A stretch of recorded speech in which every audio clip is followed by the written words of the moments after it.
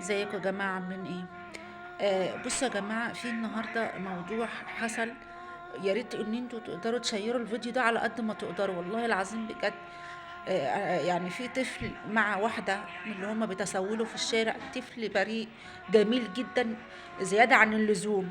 يعني لا يشبه لها ولا ان هو يعني يبقى جزء منها في اي حاجة، ولا قريبها ولا جارها ولا الكلام ده بصراحة يعني. الطفل ده يا جماعة، لو انتوا شفتوا هي قاعدة ازاي، يعني حتى منظرها اصلا يدل ان الطفل دوت ما تعرفوش اساسا، لانه مش صعبان عليها بجميع الطرق. يعني لو لا مؤاخذة، لو قطة جنبك وجاية سقعانة انت هتدفيها تحطها في حجرك عشان تتدفى. لو كلب هتقعده وخليه يتدفى. لكن ديت مجرد ان يبقى معاها بني ادم وعيل زي دوت، وهي بتعتبره ابنها او بتقول ان هو ابني.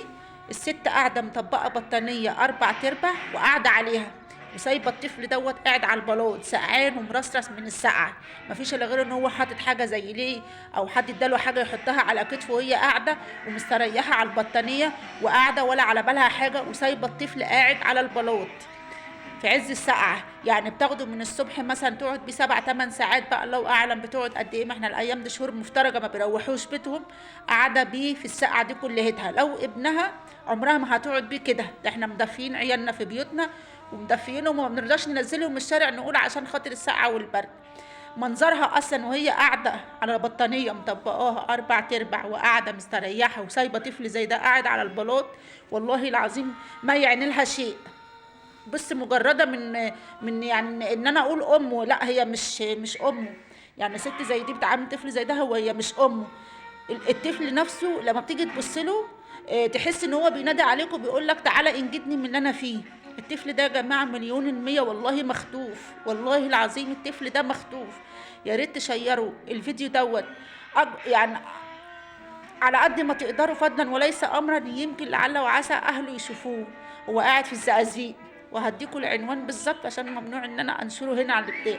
والله قاعد على الزقازيق، في الزقازيق، وقاعد جنبها وهي بتتسول بيه. معنى انها تقعد في الزقازيق، لا هي جايه من مكان بعيد وخاطفه الولد وبتيجي تقعد فيه الزقازيق، لكن هي اكيد الولد مش مخطوف من الزقازيق، لان لو مخطوف من الزقازيق ما تقدرش انها تقعد بيه في الشوارع بتاعه الزقازيق.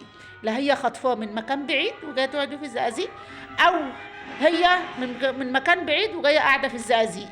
فيا ريت يا جماعه والله العظيم، يا ريت تشيروا الفيديو دوت على قد ما تقدروا. لعل وعسى بحق جاي الايام المفترجه اهله يتوصلوا اليه ويقدروا ان هم يلاقوا الطفل دوت وينقذوه من اللي هو فيه. والله ست عديمه، يعني عديمه الامومه. والله العظيم لو عيل غريب وهي لقيته وفعلا قلبها حنين، لا تحطه في حجرها ينام، او تحطه جنبها على البطانيه وتدفيه، علشان خاطر ده طفل مهما يكن بيحس بالسقعه وبيحس بالتعب. لكن دي ست مجرده من الامومه، ست قاعده على بطانيه مطبقاها 4/4 وقاعده هي ومستريحه وراكنه راسها ونايمه، وسايبه الطفل عمال يرجف من السقعه ويرجف من البرد. فبالله عليكم يا جماعه، بالله عليكم والله العظيم، بالله عليك، يا كل ام يا كل اب، اي حد يشوف الفيديو ده يشيره يا جماعه، يشيروا. لعل وعسى بحق جاي الايام المفترجه اهله يلاقوه وينقذوه من اللي هو فيه، لان والله العظيم يعني منظره يقطع القلب ونظره عينيه. يعني زي ما يكون بتقولوا انجدوني. انا عشان عندي اطفال وعندي كده، انا ما اقدرش ان أنا ادخل نفسي في مشاكل، وممكن يكون معاها ناس او معاها كده يقدروا يعملوا فيا اي حاجه، يضربوني في وشي، يعملوا فيا اي حاجه. فبالله عليك لكن لو اهله لقوه هيقدروا ان هم يروحوا ياخدوه. فبالله عليكم يا جماعه، شيروا الفيديو ده على قد ما تقدروا، على قد ما تقدروا، عشان الطفل دوت واي اطفال، لان هم اصلا معروفين ان هم اصلا بيتسولوا في الشوارع، معروفين بخطف الاطفال. بيروحوا لا ياجروا طفل يشحتوا بيه طول النهار، وطبعا اللي بتاجر ابنها دي برضو مجرده من الامومه، او بيروحوا يسرقوا العيال عشان يشحتوا بهم في الشوارع، وممكن كمان يعملوا معاها مستديمه، ممكن كده عشان يصعبوا على الناس ويلموا عليهم فلوس. فبالله عليكم يا جماعه انقذوا الطفل ده قبل ما يجرى له اي حاجه بجد بامانه.